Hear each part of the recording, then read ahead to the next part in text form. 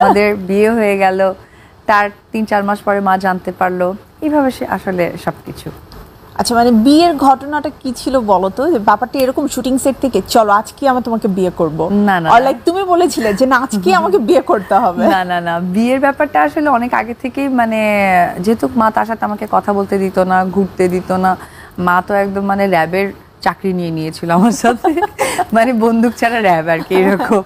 তো এটা আসলে আমরা যখন 2-3টা সিনেমা শেষ করে ফেললাম, তো তখন আর কি সাকিব বলল যে আচ্ছা ঠিক তোমাদের আছে। সবচেয়ে মজার ব্যাপারটা কি ছিল জানো? সেটা হচ্ছে ডেট করার জন্য বাইরে যাওয়ার প্রয়োজন নেই, একসাথে মুভি করছো, একসাথে আছো, ভালোবাসার ডায়লগ ইম্প্রোভাইজ করে যা বলতে ইচ্ছা করছে বলে দিচ্ছ। ও না না না, ওটা আমার সম্ভব ছিল না। আমার মানে মানিক ভাই টানিক ভাই সবাই জানে মা সেটে এমনও আছে থাপ্পড় মেরে দিয়েছে, আমি হয়তো ডায়লগ দিতে গিয়ে মনের কথা 2-3টা বলে ফেলেছি। মা তো একদম সামনে বসা, যেমন ক্যামেরাম্যান থাকে, কি বললি, এসে এমন আছে যে শুটিং সেটা থাপ্পড় দিয়ে দিয়েছে, এরকম অনেক মানে অনেক কিছু আছে।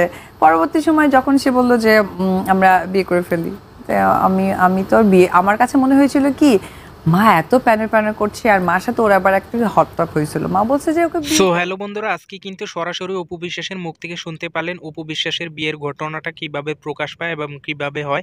তো বন্ধুরা, ভিডিওটি ভালো লাগলে লাইক কমেন্ট শেয়ার করে অবশ্যই সাবস্ক্রাইব করে রাখবেন। ধন্যবাদ সবাই।